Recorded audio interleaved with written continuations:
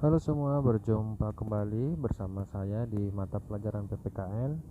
Pada kesempatan kali ini kita akan belajar tentang memaknai peraturan perundang-undangan.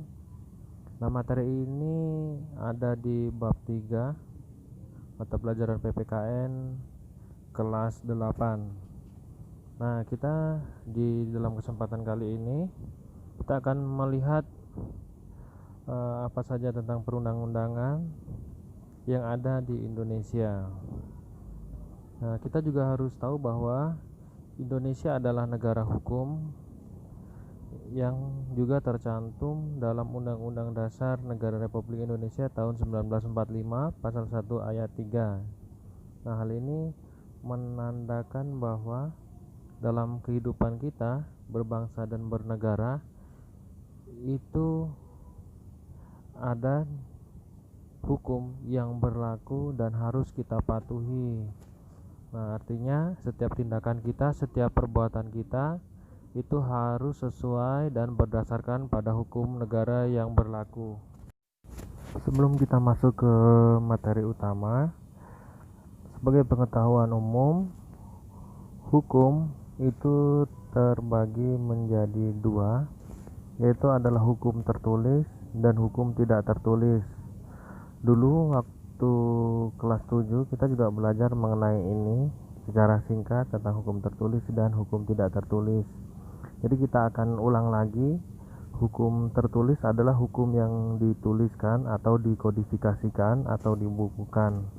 Nah, hukum tertulis ini biasanya diterbitkan oleh lembaga-lembaga hukum yang disahkan oleh pemerintah, pusat, daerah, dan seterusnya.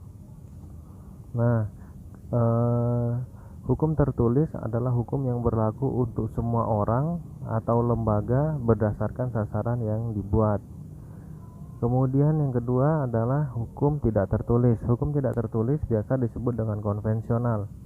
Nah, hukum konvensional ini adalah hukum yang dibuat berdasarkan norma-norma atau aturan-aturan yang berlaku di masyarakat. Biasanya hukum ini diciptakan oleh masyarakat.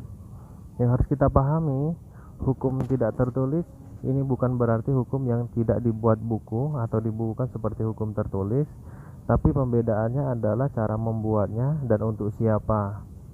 Nah, biasanya hukum tidak tertulis atau hukum konvensional ini hanya berlaku di wilayah tertentu dan orang-orang tertentu. Nah, artinya di setiap wilayah itu memiliki peraturan yang berbeda-beda sesuai dengan peradaban dan kebudayaan setempat. Oke, itu tadi tentang pengetahuan singkat tentang hukum tertulis dan hukum tidak tertulis.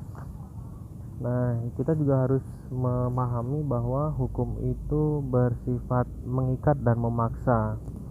Artinya tidak ada satupun orang yang menolak ketika hidup di sebuah negara itu tidak mematuhi hukum. Artinya ketika manusia tidak mematuhi hukum dalam sebuah negara, ya maka hukum itu tegas, bersifat tegas dan terikat untuk semua orang, tidak tebang pilih. Nah, di Indonesia mengapa harus ada hukum? Nah, kenapa harus ada hukum? Hukum itu dibuat supaya adanya penjaminan hak orang-orang dan juga kewajiban orang-orang dalam sebuah negara. Nah, maka hukum ini dibuat supaya adanya ketertiban dan keteraturan dalam sebuah negara. Oke, itu tadi topik dari materi pengantar kita tentang memaknai perundang-undangan.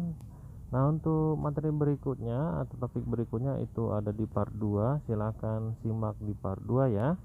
Terima kasih.